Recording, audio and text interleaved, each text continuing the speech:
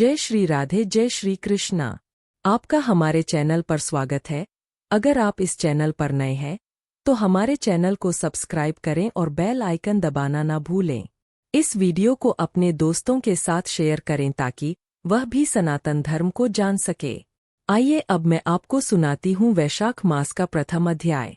भगवान नारायण, नरश्रेष्ठ नर, देवी सरस्वती तथा महर्षि वेदव्यास को नमस्कार।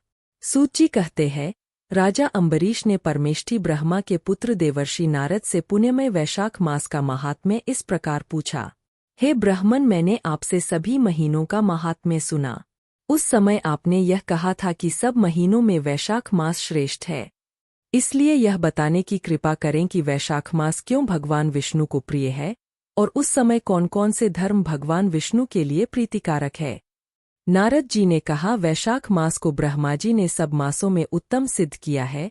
वह माता की भांति सब जीवों को सदा अभीष्ट वस्तु प्रदान करने वाला है। धर्म, यज्ञ, क्रिया और तपस्या का सार है। संपूर्ण देवताओं द्वारा पूजित है। जैसे विद्याओं में वेद विद्या, मंत्रों में प्रणव, वृक्षों में कल्पवृक्ष, धेनुओं में कामधेनु, देवताओं में विष्णु, वर्णों में ब्राह्मण, प्रिय वस्तुओं में प्राण, नदियों में गंगाजी, तेजों में सूर्य, अस्त्र शमतरों में चक्र, धातुओं में सुवर्ण, वैष्णवों में शिव तथा रत्नों में कौस्तुभमणि है। उसी प्रकार धमक साधनभूत महीनों में वैशाख मास सबसे उत्तम है। संसार में इसके समान भगवान विष्णु को प्रसन्न करने वाला दूसरा कोई मास नहीं है। जो वैशाख मास में सूर्योदय से पहले स्नान करता है उससे भगवान विष्णु निरंतर प्रीति करते हैं। पाप तभी तक गर्जते हैं जब तक जीव वैशाख मास में प्रात काल जल में स्नान नहीं करता। राजन, वैशाख के महीने में सब तीर्थ आदि देवता के जल में भी सदैव स्थित रहते हैं। भगवान विष्णु की आज्ञा से मनुष्यों का कल्याण करने के लिए वे सूर्योदय से लेकर 6 दंड के भीतर तक वहां मौजूद रहते हैं।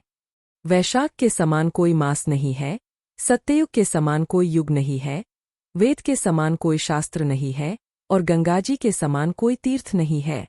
जल के समान दान नहीं है, खेती के समान धन नहीं है और जीवन से बढ़कर कोई लाभ नहीं है। उपवास के समान कोई तप नहीं, दान से बढ़कर कोई सुख नहीं, दया के समान धर्म नहीं, धर्म के समान मित्र नहीं, सत्य के समान यश नहीं, आरोग्य के समान उन्नति नहीं, भगवान विष्णु से बढ़कर कोई रक्षक नहीं और वैशाख मास के समान संसार में कोई पवित्र मास नहीं है। ऐसा विद्वान पुरुषों का मत है। वैशाख श्रेष्ठ मास है और शेषशायी भगवान विष्णु को सदा प्रिय है। सब दानों से जो पुण्य होता है और सब तीर्थों में जो फल होता है उसी को वैशाख मास में मनुष्य केवल जलदान करके प्राप्त कर लेता है। जो जलदान में असमर्थ है ऐसे ऐश्वर्य की अभिलाषा रखने वाले पुरुष को उचित है कि वह दूसरे को प्रबोध करे, दूसरे को जलदान का महत्व समझावे। यह सब दानों से बढ़कर हितकारी है। जो मनुष्य वैशाख में सड़क पर यात्रियों के लिए प्याऊ लगाता है वह विष्णुलोक में प्रतिष्ठित होता है। नृपश्रेष्ठ, प्रपादान या प्याऊ देवताओं, पितरों तथा ऋषियों को अत्यंत प्रीति देने वाला है। जिसने प्याऊ लगाकर रास्ते के थकेमांदे मनुष्यों को संतुष्ट किया है उसने ब्रह्मा, विष्णु और शिव आदि देवताओं को संतुष्ट कर लिया है। राजन, वैशाख मास में जल की इच्छा रखने वाले को जल, छाया चाहने वाले को छाता और पंखे की इच्छा रखने वाले को पंखा देना चाहिए।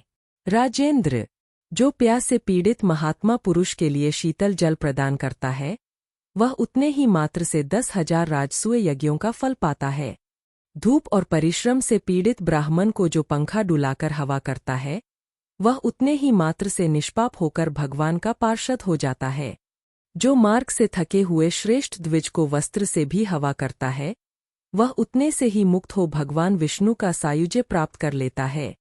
जो शुद्ध चित्त से तार का पंखा देता है वह सब पापों का नाश करके ब्रह्मलोक को जाता है। जो विष्णु प्रिय वैशाख मास में पादुका दान करता है वह यमदूतों का तिरस्कार करके विष्णुलोक में जाता है। जो मार्ग में अनाथों के ठहरने लिए विश्रामशाला बनवाता है उसके पुण्यफल का वर्णन किया नहीं जा सकता। मध्याह्न में आए हुए ब्राह्मण अतिथि को यदि कोई भोजन दे तो उसके फल का अंत नहीं है। हे राजन, अन्नदान मनुष्यों को तत्काल तृप्त करने वाला है, इसलिए संसार में अन्न के समान कोई दान नहीं है। जो मनुष्य मार्ग के थके हुए ब्राह्मण के लिए आश्रय देता है, उसके पुण्यफल का वर्णन किया नहीं जा सकता। जो अन्नदाता है, वह माता पिता आदि का भी विस्मरण करा देता है। इसलिए तीनों लोकों के निवासी अन्नदान की ही प्रशंसा करते हैं।